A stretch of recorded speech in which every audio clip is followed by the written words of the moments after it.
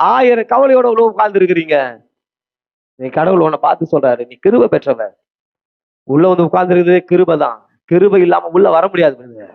நான் இன்னைக்கு உங்களை பார்த்து சொல்றேன் பிரதர் அண்ட் சிஸ்டர். அன்னைக்கு மரியாளுக்கு கிருபை கொடுக்கப்பட்டது. எதற்காக? இயேசுவை சுமப்பதற்காக, இயேசுவை பாதுகாப்பதற்கு கிருபை வேணும். இந்த உலகத்துல உள்ள இருக்கிற இயேசுவை பாதுகாக்கணும். அது ரொம்ப முக்கியம். அநேகர் அதை தான் சொன்ன பாத்தீங்களா, கிழக்குல இந்த நட்சத்திரம் தொடங்குது சாஸ்திரிகளை பார்த்து. சாஸ்திரிகள் உடனே என்ன பண்றாங்க, அதை ஃபாலோ பண்ணி போயிட்டே இருக்கிறாங்க. இப்ப நட்சத்திரத்தை விட்டுட்டாங்க. இவங்க எங்க போய் சேர்ந்துட்டாங்க? ஏரோ. இன்னைக்கு அநேகருடைய வாழ்க்கையில இயேசுவை தொடர்ந்து வந்த அநேக ஜனங்கள் இன்னைக்கு ஏரோது அரண்மனைக்குள்ள உட்கார்ந்து இருக்கிறாங்க. ஏரோது அரண்மனையில் என்ன தெரியுமா கிடைக்கும்? குடி கிடைக்கும். எல்லாம் என்னென்னலாம் நினைக்கிறியோ எல்லாம் அங்க கிடைக்கும். ஆனா என்ன கிடைக்காது தெரியுமா? இயேசுவை பார்க்க முடியாது.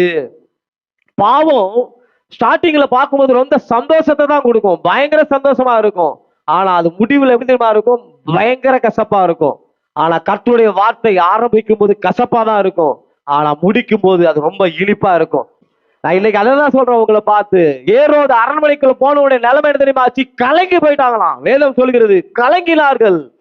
மரணம் உள்ள வந்தது, புலம்பலும் கண்ணீரும் வந்தது. இன்னைக்கு நான் உங்களை பார்த்து சொல்லுவேன், யாராவது அப்படிப்பட்ட ஒரு ஏரோது அரண்மனைக்குள்ள இருப்பீங்களா? மீண்டும் இயேசுவை தேடி வந்துருங்க. அவர் சமூகத்துல வந்து வெள்ளை போலத்தையும் தூப வர்க்கத்தையும் காணிக்கையா கொடுக்கு. அப்பா மீண்டும் நான் சரண்டர் ஆகிறேன்னு சொல்லுங்க. கர்த்தர் மீண்டும் உன்னை கட்டி எழுப்ப போதுமானவர். ஏரோது அரண்மனைக்குள்ள இருக்காத, அது இன்னைக்கு சந்தோஷமா இருக்கும். ஆனா மீண்டும் தேவ சமூகத்தை தேடி ஓடிவா. இன்னைக்கு கர்த்தர் பெரிய காரியங்களை செய்வார்.